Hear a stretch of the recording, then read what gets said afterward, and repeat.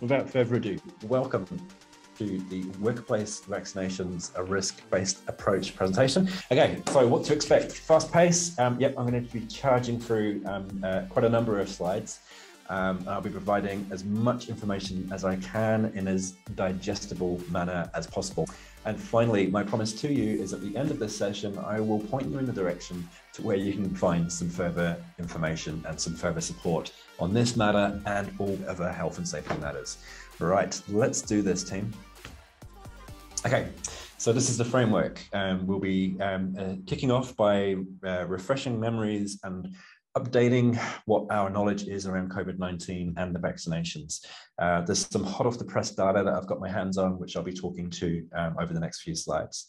Then we'll be delving into the risk assessment process. Now, what's really interesting on this one is Worksafe's website changed over the last 48 hours. I got a ton of really useful stuff from them a couple of days ago. That's now kind of been pulled back a wee bit, and I'll talk to what the latest information is on the website, and then delve really deep into what great health and safety practice is and what will get us through these really uncertain times. What I've come to realize and appreciate is when it really hits the fan and things are changing all the time, there are still some tried, tested, and true processes and methods that will enable us to get through this and to come out possibly with some of the better results, regardless of what the circumstances are. So we'll delve into that. And then we'll explore overcoming those objections. So when we've got team members who perhaps don't want to get vaccinated, or we've got people who don't want to comply with wearing masks, what are our duties as employers and representatives of our employers, but also what are our responsibilities and duties as workers to a business or an undertaking. So we'll explore that and uncover some of the best ways to navigate those conversations, and perhaps some of the ways in which to either avoid having those situations, or when it really hits the fan, what are our rights when it comes to being really firm on some of this stuff. So we're going to explore that as well. So that's the content for today. Now, a wee disclaimer from me is because things are so turbulent at the moment, there is so much change. We know on the horizon there's going to be some new emergency legislation coming through around the mandatory vaccination protocols. Inevitably, there'll be some guidance that will come through from MB, from Employment NZ, and also WorkSafe New Zealand. I am only able to provide the information that I have had available to me in the public realm up until 1:50 p.m. today. I'm not a biologist or a chemist or doctor or from a medical profession. I'm purely a health and safety professional that has gathered the information that's publicly available, and also bringing with me over 12 years worth of experience to the table today to help provide you guys with some thought and some insight, which I believe will be really valuable for you. Okay, so it's just simply me saying, I'm not pretending to be a science or medical expert. I'm just a health and safety professional that's bringing some experience that hopefully you guys will be able to benefit from. First and foremost, always make sure that your sources of information are top quality. So the best places to go, health.government.nz, legislation.government.nz, the COVID-19 Public Health Response Vaccinations Order 2021. Now, this is being updated every few days at the moment. The most recent update was on the 25th of October. This is going to be, for now at least, the source of information when it comes to the mandatory vaccinations, who fits that category currently. WorkSafe NZ's website, the World Health Organization, and also HAZAN's, the Health and Safety Association of New Zealand, website, which has a register of all recognised professional health and safety advisors in New Zealand. There's going to be it will become quite evident why I'm pointing towards the Hazan's register over the next few slides. We've just got to be confident that the sources of information that we are referring to are from real sources, and avoiding the rabbit holes of good old social media and good old Google search, which can send us in all sorts of weird and wonderful places. I did a search for Worksafe this morning and ended up in a really weird space, which looked a little bit like Worksafe, but because I've been there before, I knew that it wasn't quite right. So be sure that you're getting true sources of information, okay? Right, COVID-19, what we know. Okay, COVID-19. First cases were recorded in late 2019. As a species, we have never encountered COVID-19 before. It's brand new. As a result of that, we haven't had the opportunity to evolve and to adapt to COVID-19. It will spread throughout New Zealand. And I guess we're seeing that today. Last week, we saw it with the Blenheim case. It is inevitable. It's not a case of if, it is when it will spread, and it will spread rapidly. And I think we're beginning to see the signs of that. Hence why we are being rightly informed that our best line of defense now is to vaccinate. The reason being is that COVID-19, particularly the Delta variant, as we all, I'm sure, are aware, is extremely transferable and extremely hard to control. Long COVID. So you may have heard about long COVID in the news, where cases of people who have contracted COVID-19 then go on to have long-term ill health effects long after they are symptomatic of the initial COVID response. Long COVID currently, internationally, is one out of every 3 cases of people who have been affected by COVID-19. That's huge. I was really shocked when I was made aware of that stat. So that's 1 in 3 people who have minor things like the loss of smell or taste, all the way through to really crippling inability to get out of bed, literally bedridden and extremely unwell.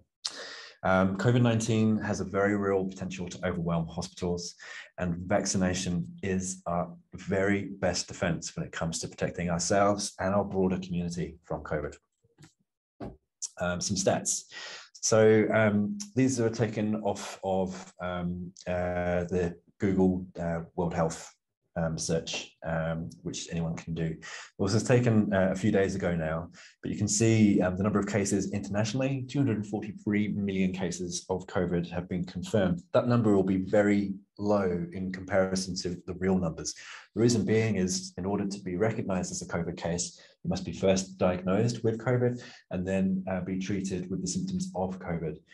The deaths are also likely to be extremely low due to the fact that coroners have been utterly overwhelmed and unable to sign off on accurately every death certificate on an international scale. You can see it goes in waves, and potentially we are looking at the next global wave in the increase in numbers. We're already seeing a new variant of Delta has been officially recognized in the UK, with all international bodies watching closely to see what that is going to entail. So it's not going anywhere anytime soon. It's had a significant impact on a global scale. However, when we look at the New Zealand numbers, it makes us really appreciate the fact that we have got away so far very, very lightly. Now, the good side of this, obviously, is many, many lives have been saved. The downside of this is that we potentially have a little bit of a poor perception of the risk that it entails to our country and to our communities. Because the numbers have been so low, unfortunately, that has led to potentially some not really understanding or appreciating exactly how serious and how high risk this presents to ourselves and to our loved ones. So Vaccination. Not only is it our best defense, it's highly effective against hospitalization. Now, I've got some numbers and stats which really blew my mind, and I'm hoping will be really valuable for you guys too. The vaccination doesn't guarantee that you're not going to be infected, but it has some really positive impacts, which again, I'll talk to in the next slide. And the vaccinations are safe. And I will explain the inner workings of how the vaccine works. Again, I've put a really cool graphic together, and I'm really, it's been really valuable to understand exactly what the vaccine is and how it works.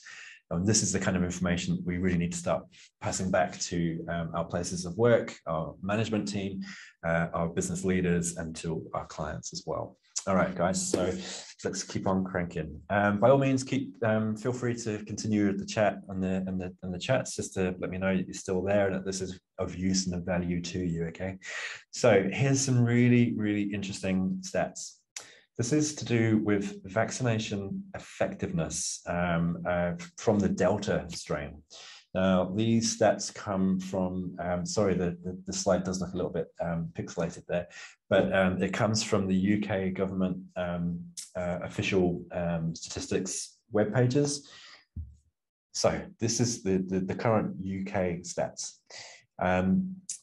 Those infected by COVID, if they've had the vaccine, are 75 to 85% more likely to not be infected. They're 80 to 90% less likely to become symptomatic of Delta as opposed to those that haven't been vaccinated. 95 to 99% less likely to be hospitalized as opposed to those who have not had a vaccine. And then we've got death rates. In comparison to those who have not been vaccinated, it's between 90 to 99% difference between those who have been vaccinated and those who haven't. These numbers just speak to themselves. Basically, it made it really clear in my mind that the upside or the benefits of being vaccinated when we look at these types of numbers is huge. Not only for you as the individual, but it would also have a significant impact on your immediate family, your work colleagues, and the broader community. If you are vaccinated, you are far less likely to then be passing that on to others.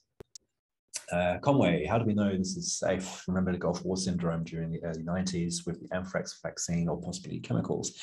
Can we assert legally with no long-term safety data? Yeah, look, Conway, legitimate question. And yes, I recall the anthrax vaccine that was used with soldiers in the Gulf War, and it's a bloody awful thing that happened. Unfortunately, in military, soldiers tend to be used as guinea pigs, particularly during times when they are on the front lines. The vaccine has been tested and tested and tested to a degree that is potentially unprecedented, especially when we talk about the timeframes.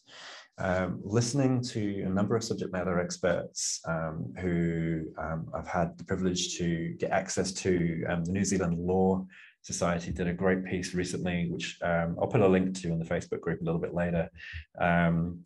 And their subject matter expert on this in particular had a lot to say about the level of international support and partnership that was required to get it to this stage.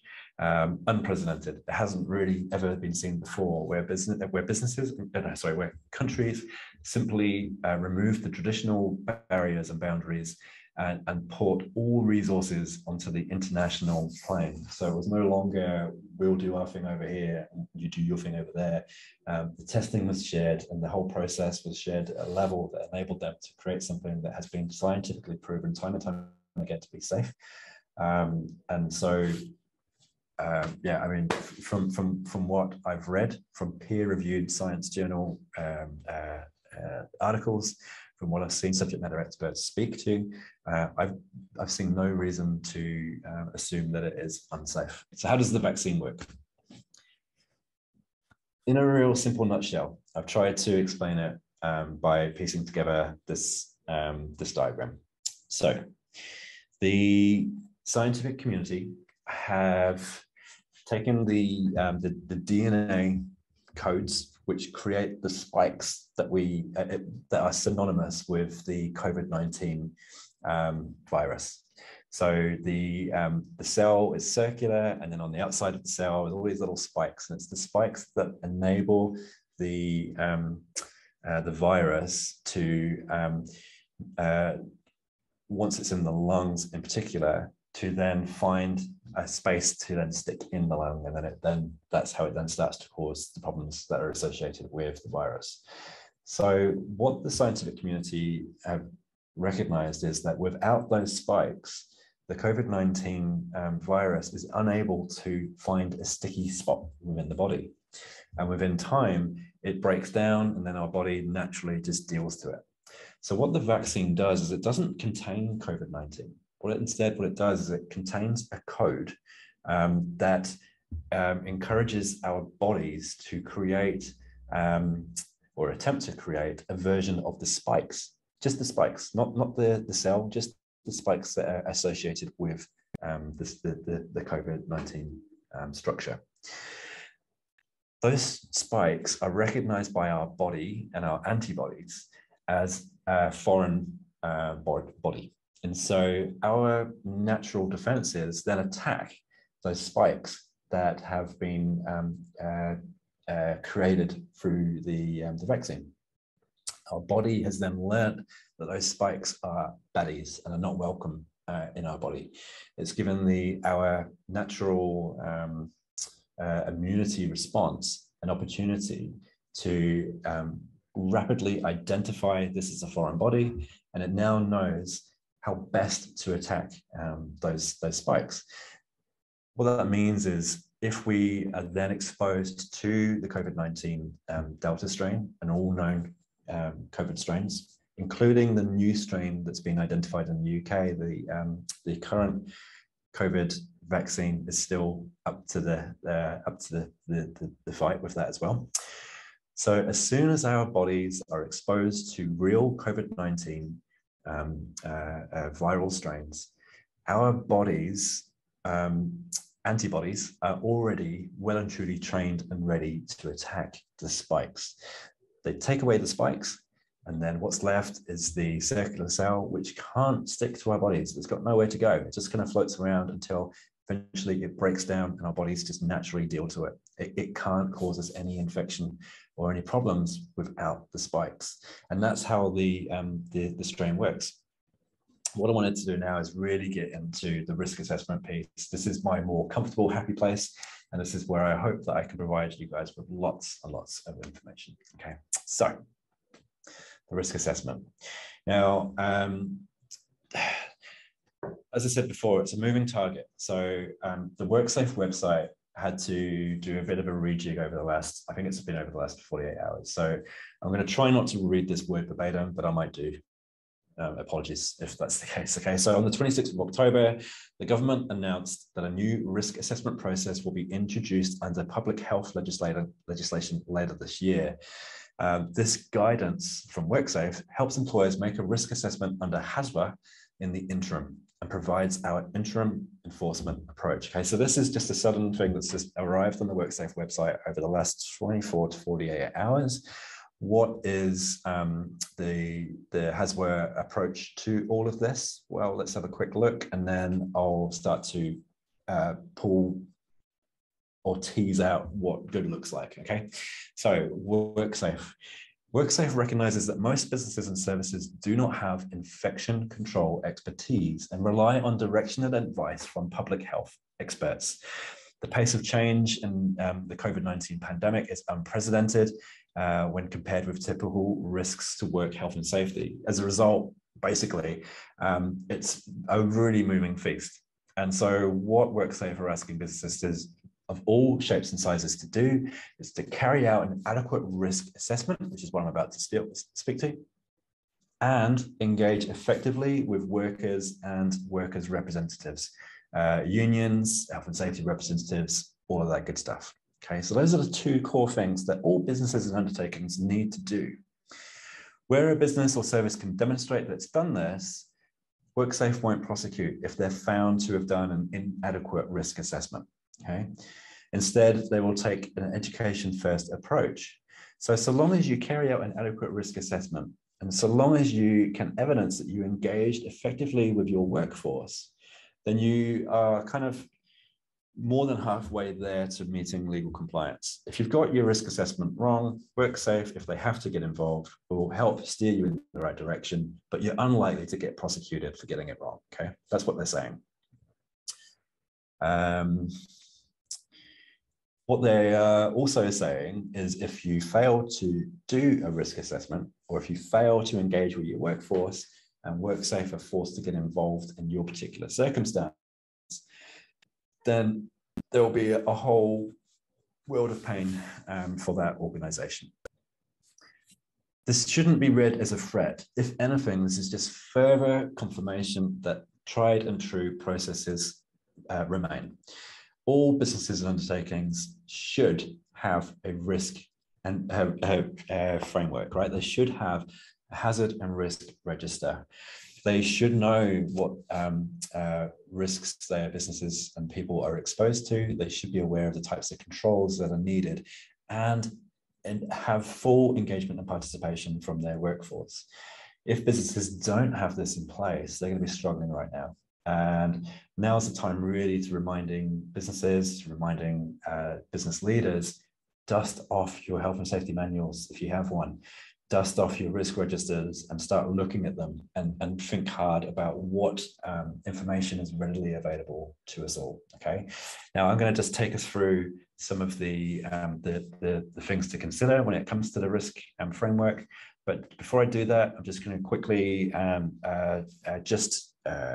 pour some light on the people and the work environments that have been mandated to have COVID vaccinations. So we know that those in the health and disability sector must be vaccinated if they want to continue employment in this space.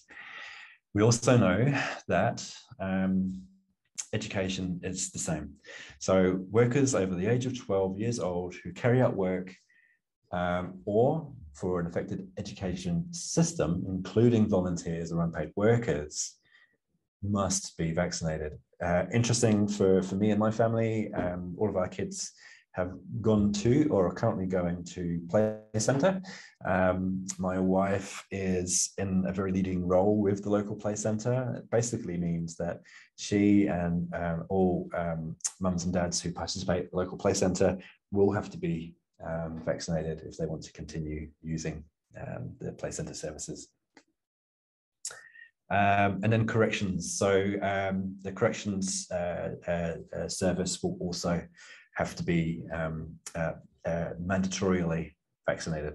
There's no option, there's no choice here. So unless you are prepared to walk away from the job.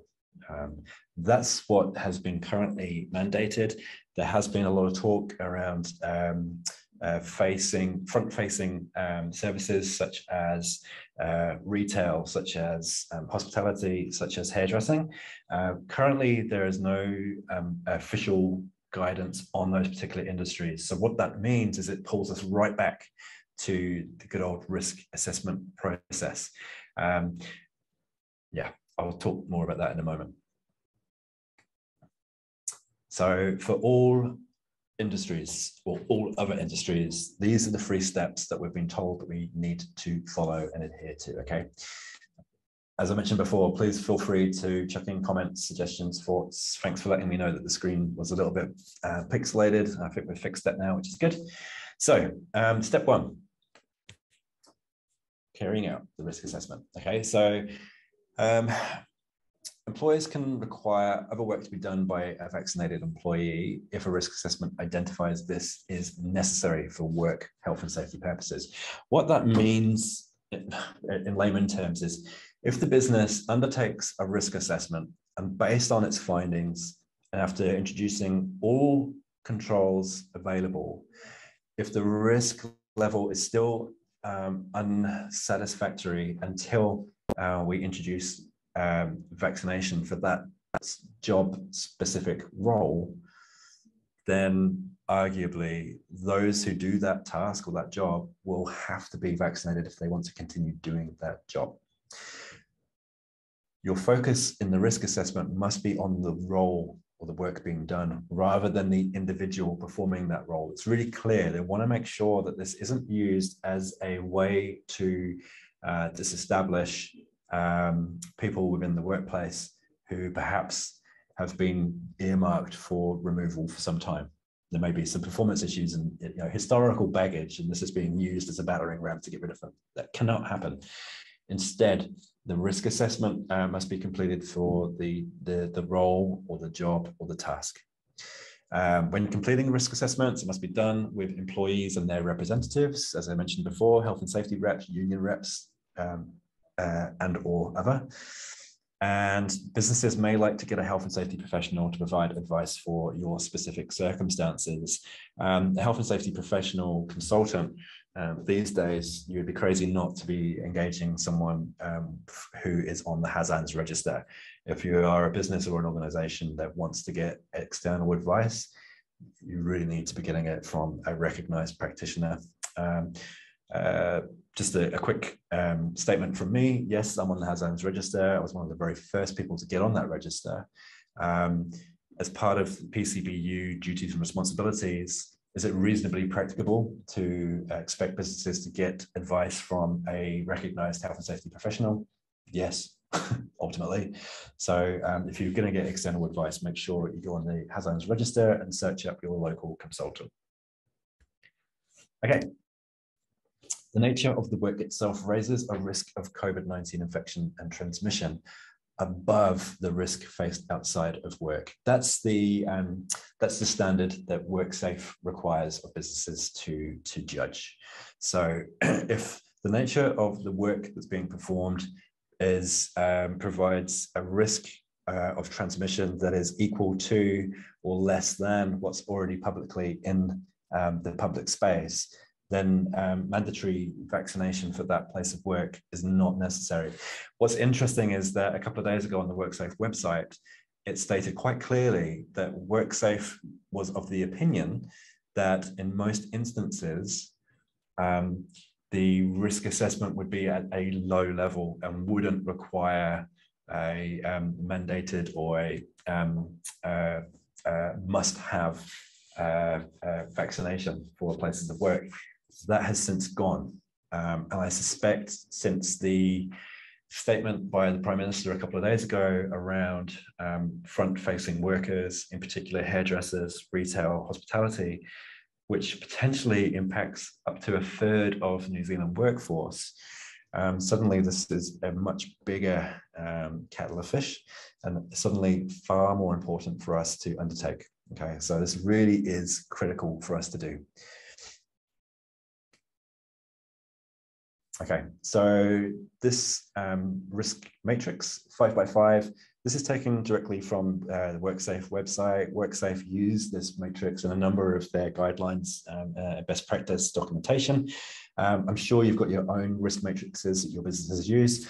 I'm just using the Worksafe one because, as I said at the beginning, I'm taking everything that I'm talking to from reputable sources. I'm not just making this up as I go along. So let's crack this, okay? So the types of questions that we should be asking ourselves are: how many people does our company or does the employee carrying out that work come into contact with? So if we think to the types of jobs, the types of tasks that our business are routinely performing, how frequently are our people coming into contact with others? Very few, low risk. Very many, obviously, it's a higher risk.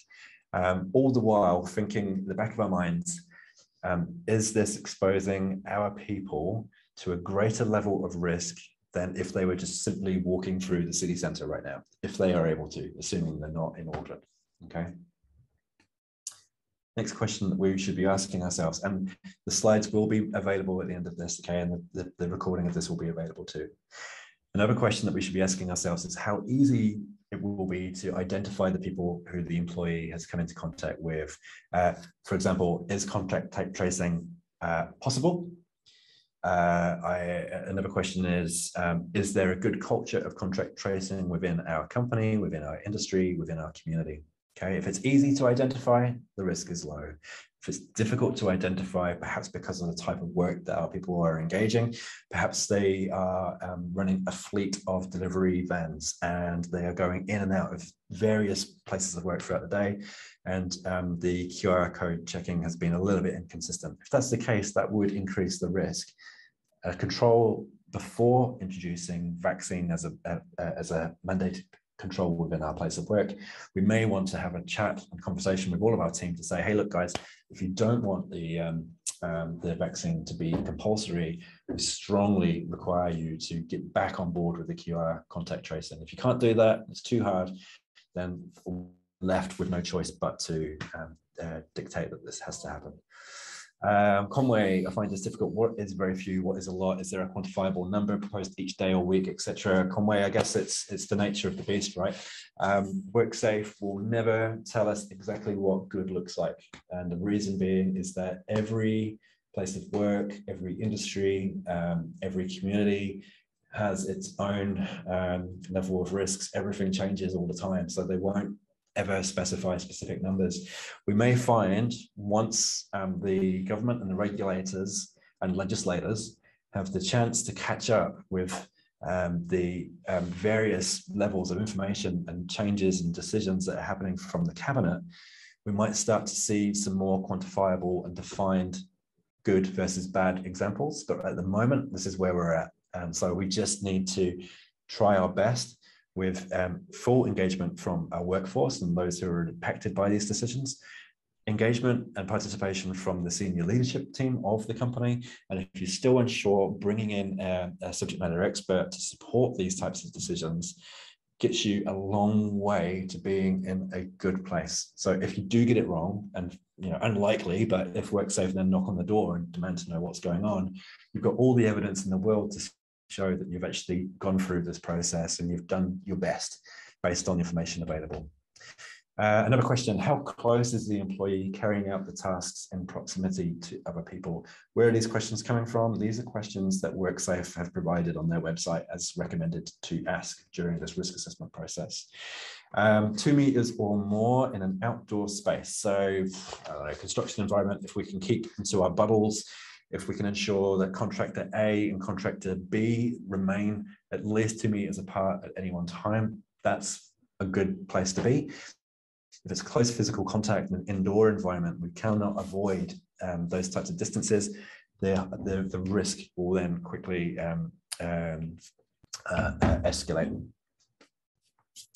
How long does the work require the employee to be in proximity of other people? So that's when we're talking about the exposure length, right? So if it's brief contact, low risk. If it's lengthy contact, if it's all day, we just simply can't keep them apart, then that's high risk, which is then kind of steering us toward making vaccines compulsory for that part of the organization.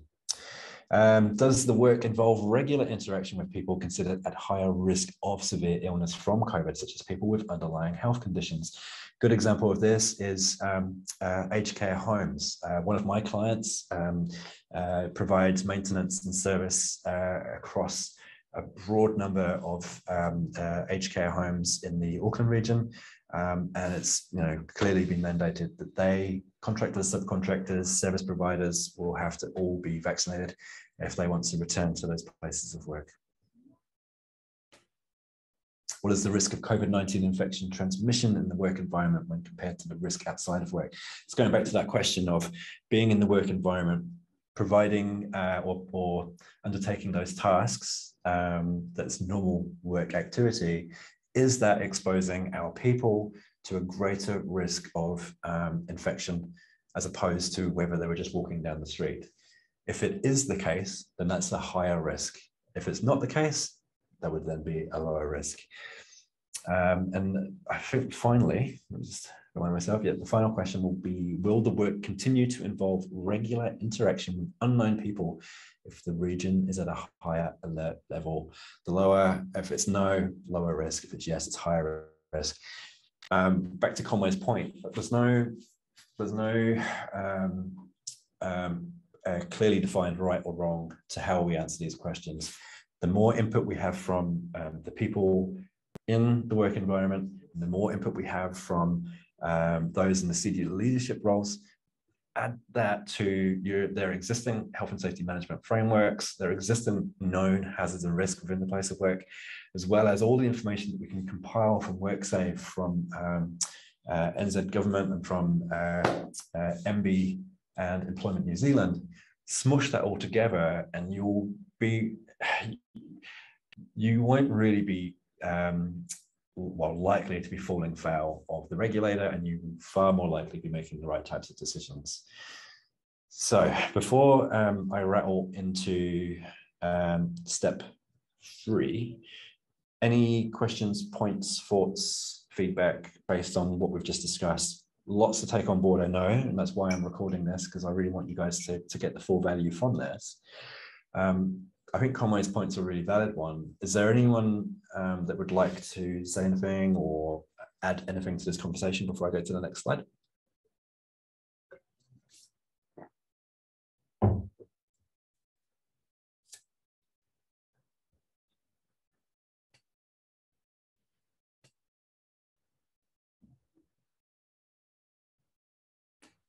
I'll just bring myself back on.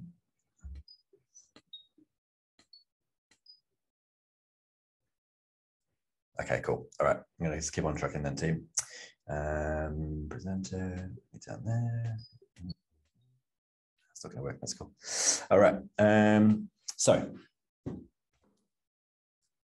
step 2 is to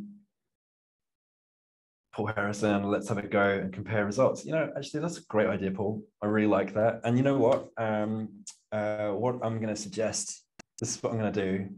Is and remind me at the end of this session, because I will likely forget. So someone make a note and remind me in the comments box near the end of this. I'm very happy to share this hazard risk register template, so that, you know, if you are lacking one, or if you're looking for something to use, this is a good example. And perhaps we could share our notes once we've had a bit of a crack at it. So Paul, I love that idea.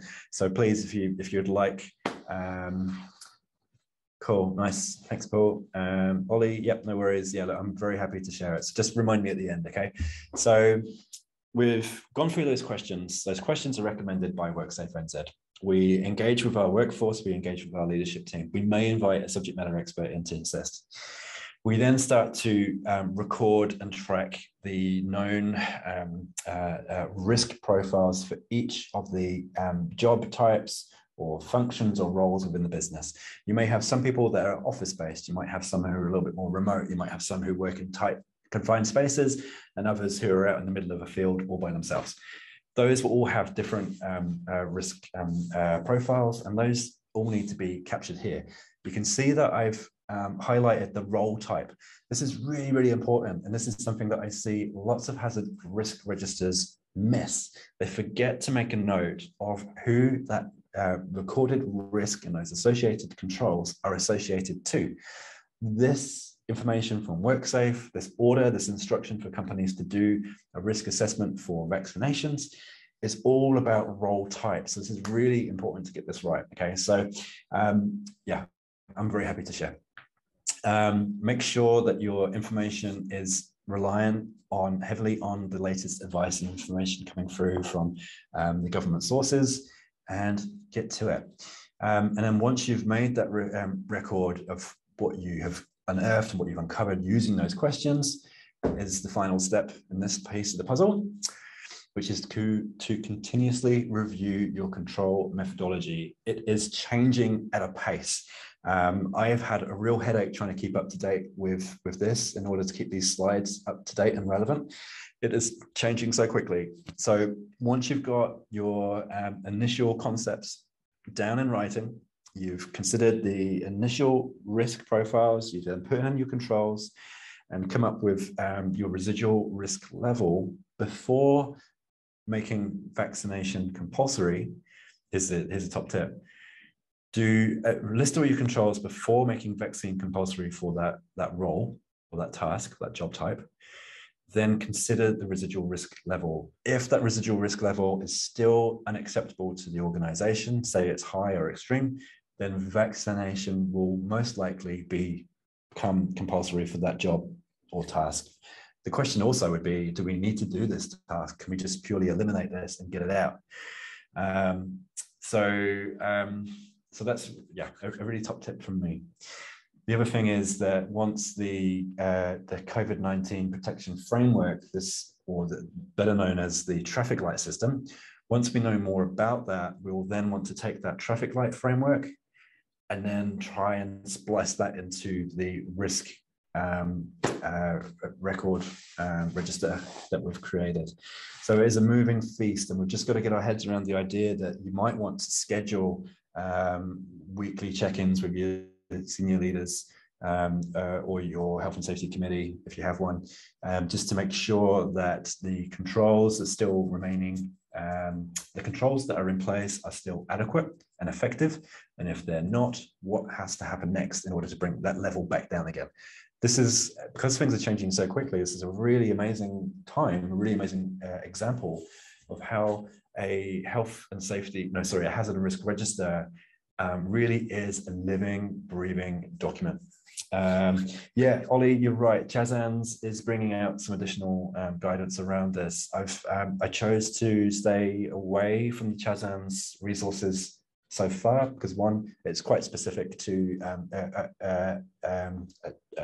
a portion of industry, and two, I just wanted to keep it reflective of the official sources of information from the government. So just going right to the source. The CHASAN stuff, I'm really excited to see what they come up with, and definitely will be sharing it on the NZHSP webpage. Okay, Facebook group. Sorry. All right, team. So now, oh gosh, I've just seen the time. I've actually got quite a lot more to cover. I'm hoping you can tolerate me going over time a little bit because I'm now going into a little bit more of an HR space. So I've dealt with the science, right? I've tried to do my best to put my biologist hat on, not pretending to be a biologist by any stretch of the imagination. I've then just gone through hazard risk methodology using the questions that WorkSafe have provided as you know, the standard to follow. I've made a commitment and a promise that I will provide not only additional resources such as a hazard and risk template, but I'll also steer you toward where you can find more information.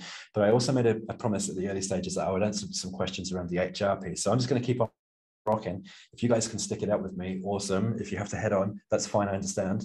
This is being recorded, but as I said at the beginning, if you can stick around, you'll get more value out of this because there's lots of opportunity to ask questions. Okay, so that was the health and safety piece of the puzzle. Now we're moving into a bit more HR-y kind of stuff. The overcoming of objections, objections to being vaccinated. So what does that look like? Well, let's delve into that and ask ourselves some questions. And I'm going to ask you guys who are live on this presentation to help answer these questions for me. In the comments box, I would love to know what your thoughts are. Yes or no? Can an employer ask if an employee is vaccinated? Simply type in yes or no, and then I'll tell you the answer. And I'm going to grab a glass of water.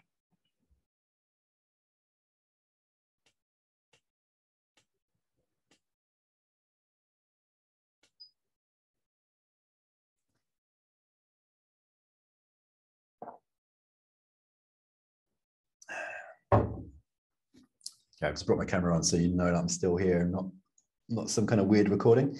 Cool. Voluntary, yes, yes. Or with risk assessment, yes. Okay. So Ollie's a yes, but there's some criteria that businesses need to meet. Yes, although I'm not sure if they need to answer. Chandra, no. Conway, but they cannot demand an answer and the employee can refuse to answer. It could be volunteered, yes, no. Okay, cool. So it's a fair degree of variation. So about half and half, yes, no, and then some yes, but with some conditions. So an employer does have the right to ask, but there are some conditions, and I'll explain this. So as an employer, they do have the right to ask their staff if they have been vaccinated. Now, does an employee have to disclose whether they have been vaccinated or not? And does an employee have to prove whether they are vaccinated or not? So what do you think? Again, yes or no? What do you think?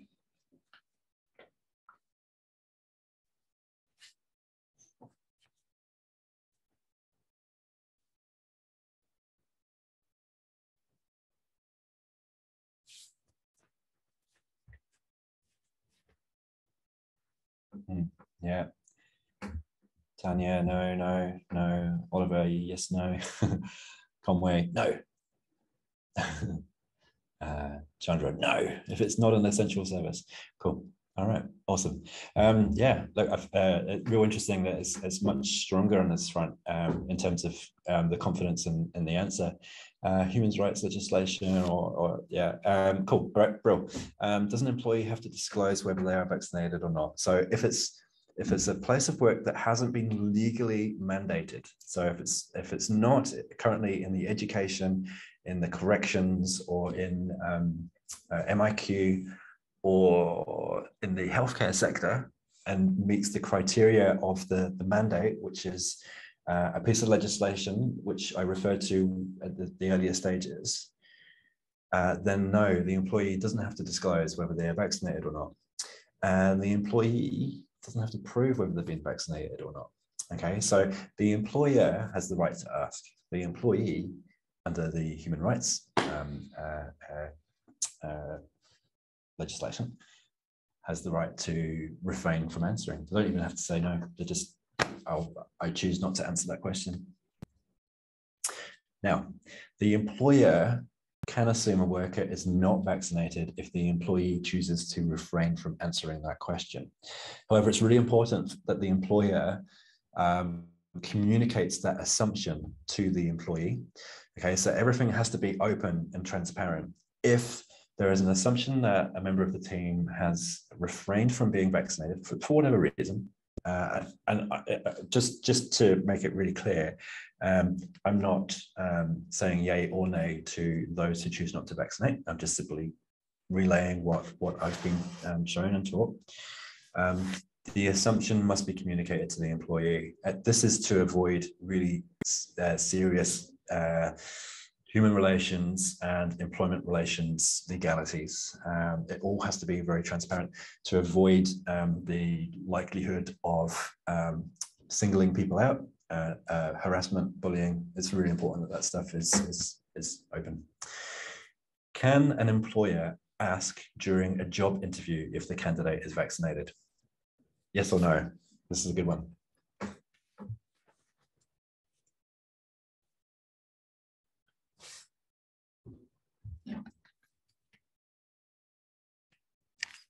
Let's give you a couple of minutes. Yes or no, team? What do you think?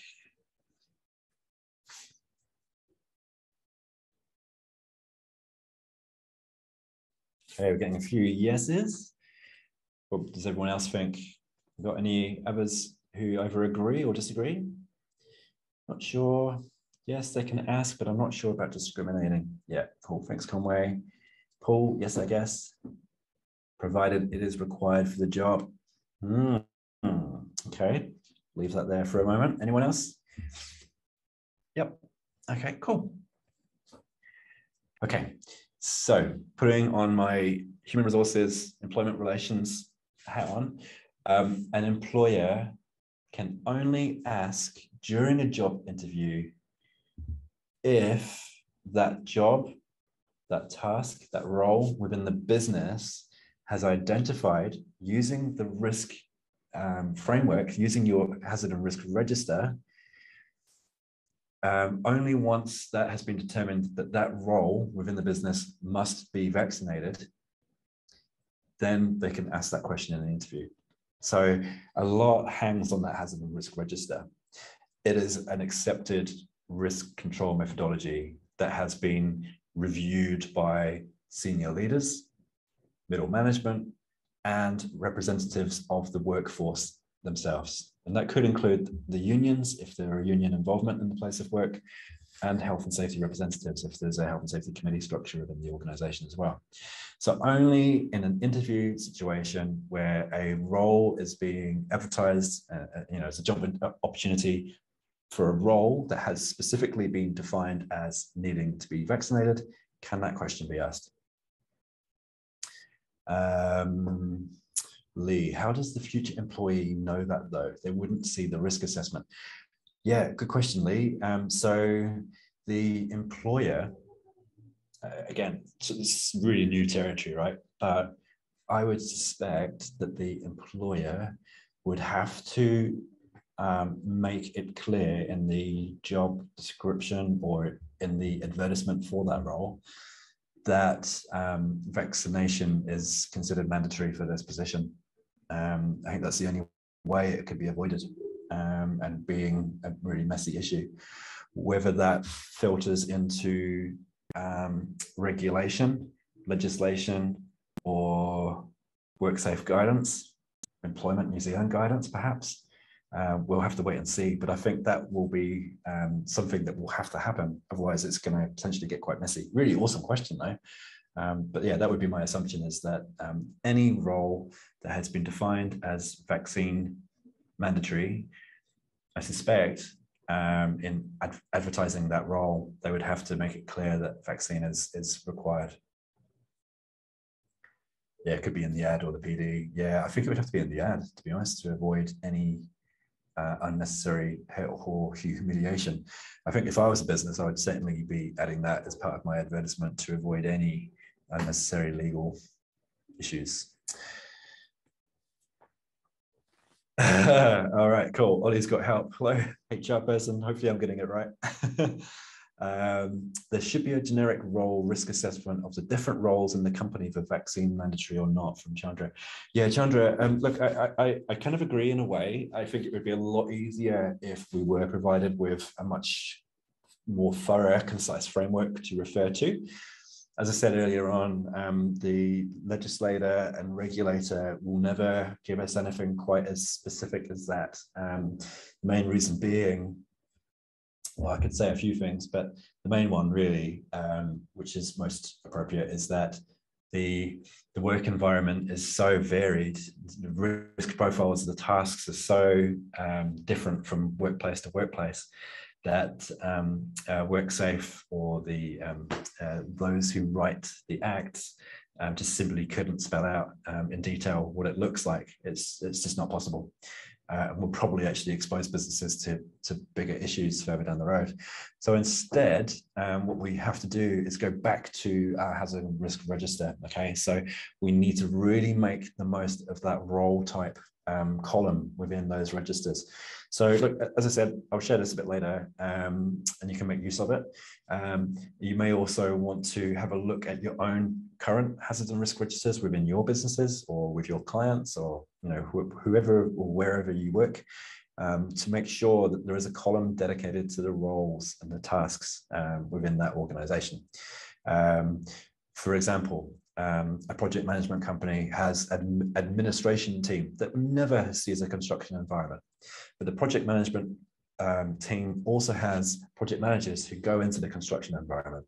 Now, you could have 2 or 3 different hazard and risk registers floating around in the business, or smush them all together into one, and you just simply have roles and tasks dedicated in that column. Makes it a lot easier. And when it comes to reviewing hazard and risk registers, the board of directors don't really care about the low risk issues. All they really want to know about is what's going to cause them harm and cause the business harm. So they will focus in on the high risk or the moderate residual risks within that hazard and risk register. And they should be asking themselves the question, are we comfortable with these residual risks? Are they still suitable? Are the controls still effective? Do we need to pour more resource into this? So that's a little bit of 101 in terms of the hazard and risk register. Right. Paul Harrison, what about if they are mixing together during their time at work? Yeah, Paul, these are the kind of things that need to be considered around the table. So the more input you get from the team, the more likely it is that you're going to come up with a result, a decision as to what is most suitable. Before making vaccinations compulsory, though, I suspect the guidelines will be that you need to explore all other controls beforehand. Can we eliminate it? No, we still need to operate. Okay, well, can we isolate it? Can we define work bubbles? Can we keep those bubbles apart? Can we keep them apart by rotating shifts, rotating breaks, rotating where they take their breaks? There's lots of different things to take into account long before making the vaccination compulsory would be my thought. Cool. All right. So this is me kind of basically saying your hazard and risk register is going to become absolutely key. If it wasn't key before, now, if ever there was a time to make this a living, breathing document and a cornerstone document to your overall health and safety management system, now is the time to bring it to life. All right, cool. So we're getting through it. All right, we're doing good. Okay.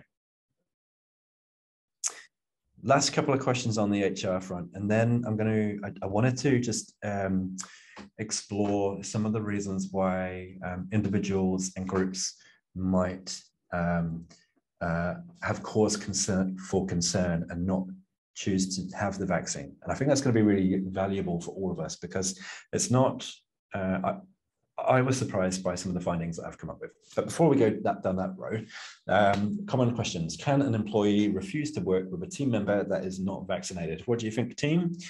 Those who are still here, there's actually the vast majority of you are stuck around, so I'm obviously doing something right. So what do you think? Can an employee refuse to work with a team member that is not vaccinated? Yes or no?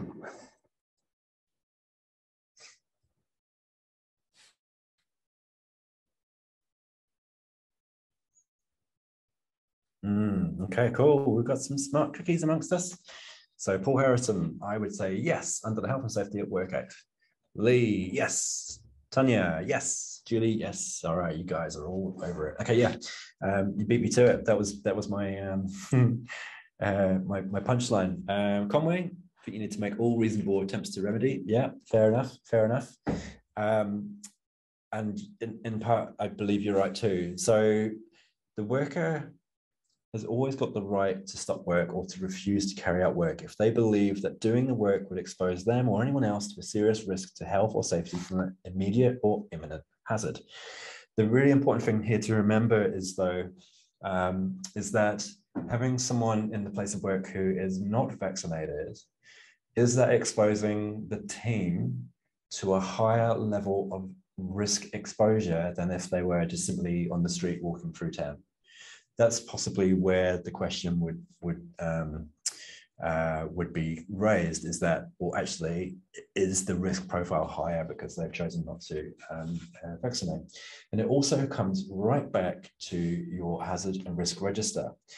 If through that process you've determined that particular parts of the business must be vaccinated, then it just removes that question. If the hazard and risk register and that process is identified parts of the business that do not need to be vaccinated, then there's your answer. It's simply, okay, I recognize that you don't feel comfortable. I recognize that you have reminded us that you've got the right to refuse work, but through the process that has involved your peers, that has involved the senior leadership team, middle management, health and safety representatives, union representatives, we as a group have collectively concluded that the role does not increase the likelihood or increase the likelihood or risk profile of you contracting COVID. Therefore, thanks for your concern, but in this instance, carry on, please, would be the result. Paul, yeah, sorry, I probably should stop using that as an example. I'm neglecting the fact that there is a large portion of the population that are still in lockdown. So Paul, apologies, I will stop using that as a reference point. Yeah, okay, cool. Conway, I think there is no data to confirm this yet. Yeah, look, in terms of what I've just said, correct. There is no data to confirm this yet. However, I can tell you that everything I've just talked through around the hazard risk register framework is exactly in alignment with what Worksafes are requiring. It's exactly in alignment with what Law NZ Society have stated, and is exactly in alignment with what MB and the government.nz website is also spelled out as well. Okay.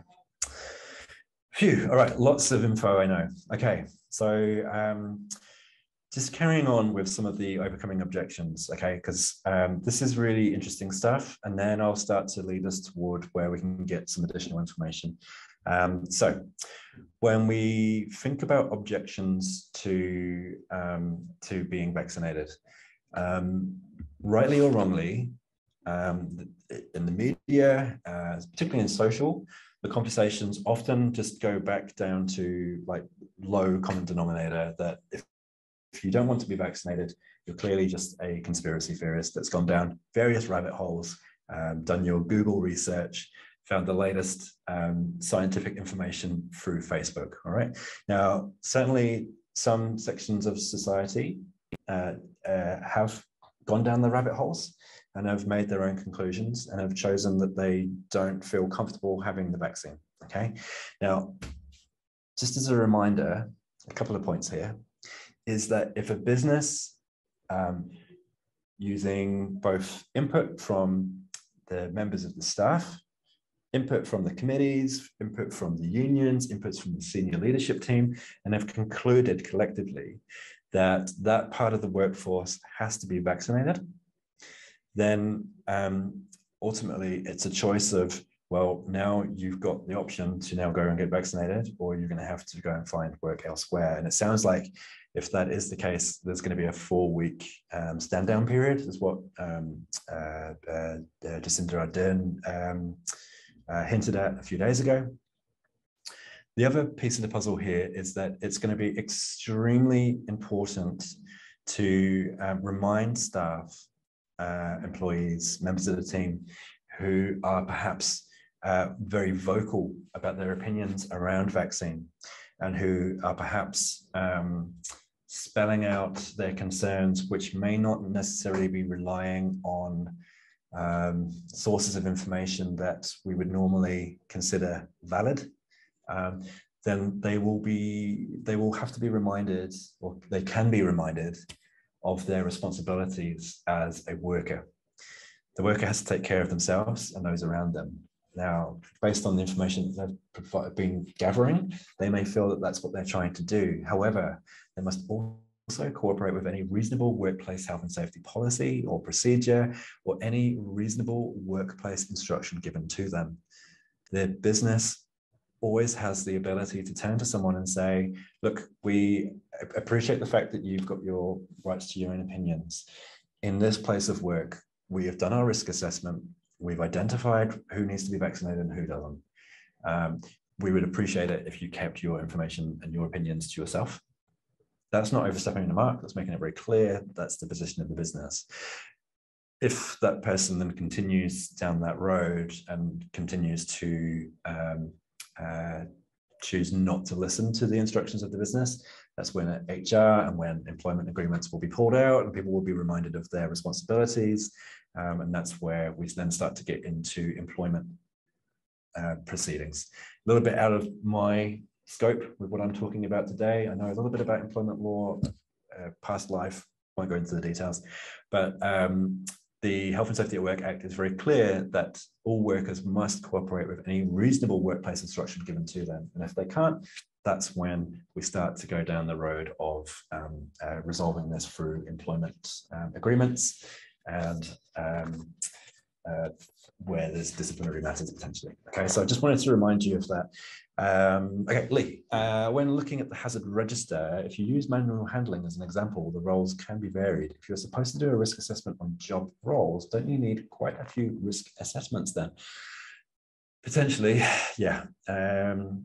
So arguably, it's kind of what I was kind of alluding to earlier on, is arguably you could end up with dozens of different hazard of risk registers for each section of a business. That's one way of doing it. My preference is to try and bring them all together and to really manage only really what is the high risk and above stuff, and everything else is just controlled and managed through normal checks and balances. So potentially you could have manual handling listed on several occasions, referring to the several different parts of the business. Yes, but if you're using the risk framework, really everyone's attention just needs to be focused on those that are of the higher risk once you put the controls in place. So you could have a massive hazard and risk register, and quite rightly, really, but the resources, the focus of attention goes onto the stuff that has the real potential of causing problems. Everything else is just routinely checked and balanced. Hopefully that makes sense. Right, so if it's not conspiracy theorists, if it's not those who have done their research via Facebook and Google and gone down various rabbit holes, what else is left? Because at the moment, really, all we're kind of being told to believe is that people who are refusing vaccines are conspiracy theory, tin hat wearing nut jobs. And that's doing many people a disservice. As I said before, I'm not pro or con when it comes to vaccine in this environment, in this forum. I've got my personal opinions, and but I'll keep those to myself. But when I did this part of the research, it kind of did raise a bit of an eyebrow for me, because I found this quite interesting. So this is the picture that we're often presented when it comes to people saying that they don't want to have vaccine, right? So, yep, Tanya, yeah, medical exemption, yeah, definitely, that is certainly a reason not to have the vaccine. KFF, the Kaiser Family Foundation, did a bit of research on these guys. So they are a very large non-profit charity-based organization in the States. They spend a lot of time and resource on researching and getting data, particularly from poorer, marginalized sections of society, to understand, or better understand, how to get better healthcare into those marginalized parts of society. And so they recently conducted some research to understand why there are sections of society that are choosing not to get vaccinated. And what they found was that unvaccinated adults cite a variety of reasons why they have not gotten a COVID-19 vaccine, with half citing worries about side effects and the newness of the vaccine as a major reason. When we actually kind of take a step back and look and think about who has created the vaccines and the money and the businesses behind that, I guess you can start to perhaps understand a little bit of why they might have some concerns. I'm certainly not saying I'm agreeing with this, but that's possibly one of the reasons why people may choose not to have the vaccine. Others think they don't need to get the vaccine, or don't believe that the vaccines are safe, or not trusting vaccines in general. So these aren't necessarily people wearing tin hats. These are people that have just got concerns about the validity and about the trust level of the types of businesses that have created the vaccines. Okay, so not necessarily conspiracy nut jobs. More than half, 55% of unvaccinated Black adults in America, and 3/4 of Hispanic adults are concerned about having to miss work due to vaccine side effects, compared to 4 in 10 white adults. This, for me, is where it starts to get really interesting. We don't have any stats like this in New Zealand that I'm aware of. If anyone does have stats on this stuff, that would be amazing. Awesome, thanks, Lee. Really awesome to have you with us. And I look forward to seeing you on the recording, and you'll be able to watch this bit.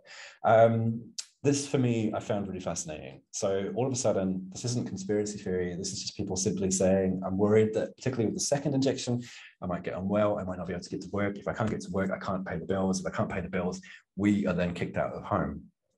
That's really interesting. And I think there's some really interesting and important takeaways for us on this particular point. So for businesses, in New Zealand, we need to support people in getting access to the vaccinations. We need to reward desired behavior. We've already seen some businesses in New Zealand rewarding their staff with bonuses. Some have been giving out free TVs and all sorts to encourage their members of staff to get it vaccinated. Others are providing flexible hours, recognizing that as soon as people are finished work, they are rushing home or rushing to childcare to get their kids, to pick them up, to get them home, to get them to where they need to be. And they just simply do not have the flexibility or the opportunity to get vaccinated. Companies are now beginning to offer time and also offering with transport and assisting to get people to the vaccine clinics. Consultation, so making sure that people are aware of the latest stats information available to us about the vaccines. Sick leave assurances, so if people can, if people become unwell as a result of getting vaccinated, there's some leeway, and that they celebrate and educate, celebrate the fact that their team are being vaccinated and helping to educate with posters and all that sort of good stuff. Finally, a couple of really good practices is leaders leading by example. So actually being very loud and potentially obnoxious about the fact that they've been vaccinated, and visibly promoting it, using our notice boards and using whatever we have to hand to really encourage our people to get behind the vaccine program. Okay, so I'm aware of the time. I've well and truly gone over it. So thank you so much for all of you that have stuck around for this live presentation. Just going back in time. So at the very beginning, I made 3 promises. It was going to be a really fast, action-packed presentation. Hopefully I've achieved that. It was going to be packed full of information. Hopefully I've achieved that. And the third thing was I was going to provide you guys with lots more information. Okay, so I've got another 5 minutes before I sign off. And what I wanted to just remind everyone at this point in time is, please, before I sign off, remind me about the hazard and risk register that I'm going to share the template with you guys at the end. Okay, so just be ready to do that. So where to get further information. Now, what I did, with your permission, I'm just going to spend 2 or 3 minutes on this, is I've created something that is helping people get to this stage. So right now, I've just given you a ton of information. I'm providing you with some more resources after this presentation, live recording, so you can go back and go through all the slides, everything there for you guys to use. But often what happens is within a few days, priorities change. Suddenly we get pulled into meetings, and then it's like, oh, shit, what was Matt talking about the other day? What was that thing about the hazard risk register? You're not alone. This is something that happens to all of us. It's a bit like getting that gym membership, and for a couple of weeks, we're into it, we're getting stronger, we're feeling really good about ourselves, and then life gets in the way. It takes ages for things to become habitual. Priorities really just shift and change all the time, and our best intentions often turn into frustrations and resignation. So that's why I created the Safety Tribe Accelerator program. It's a community of health and safety practitioners. Basically, we're all striving to support one another to become the best that we can be. We use a structured formula which has monthly themes, walking us through ISO 45001 all the way through to winning over hearts and minds in presentations, live speaking, doing presentations like this, all the way through to, gosh, so many different things. Incident investigations, contractor management is the next thing we're going to be focusing in on. We do weekly live 1-hour group coaching calls with that monthly focus. We use all these amazing checklists and documents to help us track our results. We ask ourselves a big 3-year audacious plan. Often we overestimate what we can achieve in a year and underestimate what we can achieve in a 3 to 5 year stretch. What this does is it challenges you to do the opposite, to really stretch out what you think you can do in 3 years and then to break it down into smaller chunks.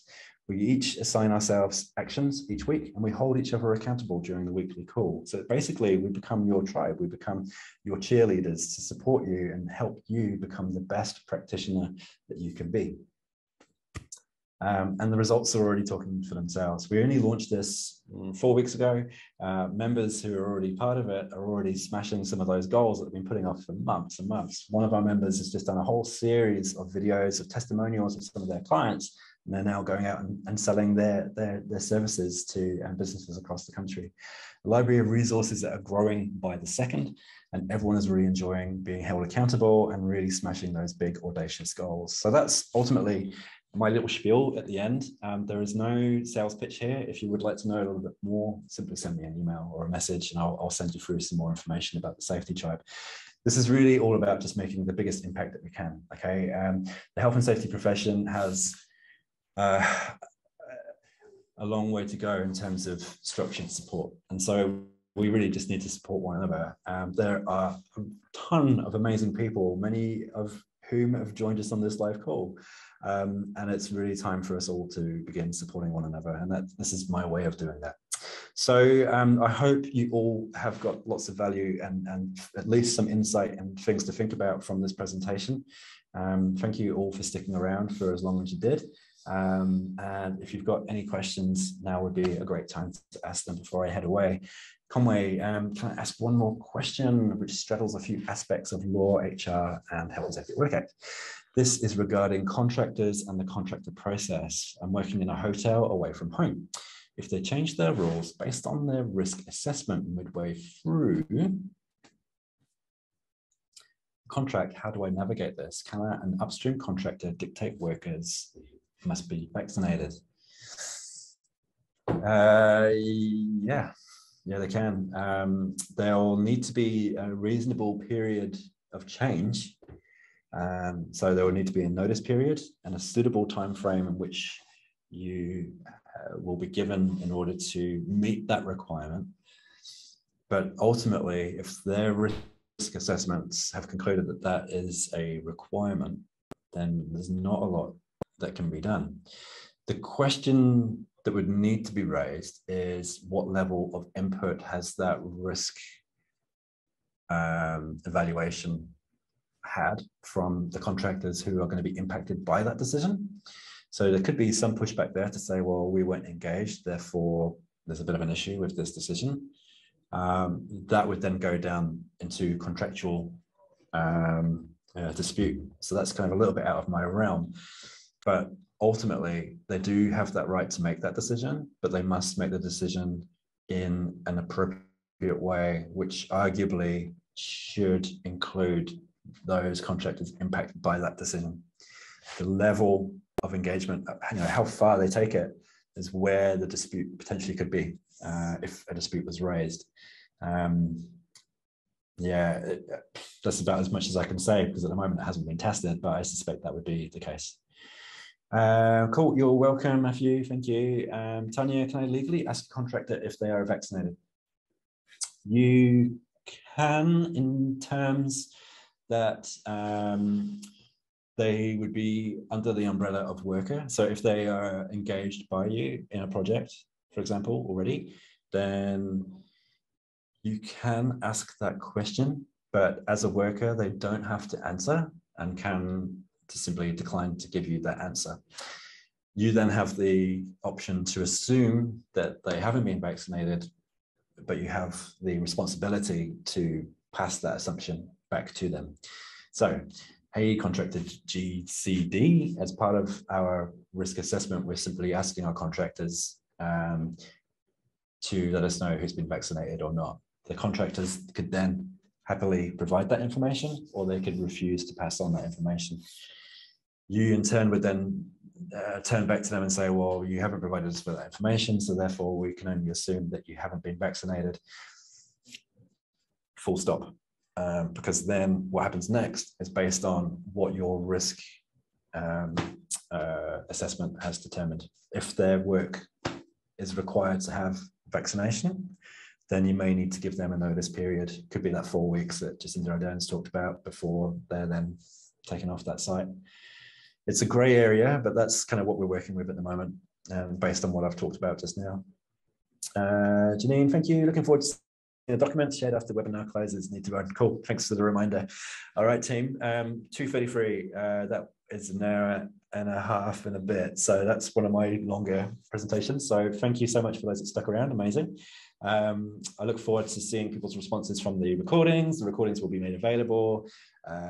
You're welcome. If you want to have access to the slides themselves, I'm kind of keeping the slides themselves specific to the tribe. That's part of being a member of the tribe, is you get access to that resource. The recordings and everything like that will be freely available on the NZHSP page. If you want to know more about the tribe, it would be great to have you guys part of it. Just simply flick me a PM and I'll send you through some additional information. No sales pitch, okay? That's not my style. Cool, you're welcome, Tanya. Conway, amazing. You're welcome, thank you. Okay, have an amazing day. Good luck out there. I'm going to go away now and catch up with what the news has had to say about Canterbury. Everyone's still in the office, so I'm assuming we haven't been shut down just yet. Yeah, keep in touch. All right, speak soon, everyone. Take care. See you all.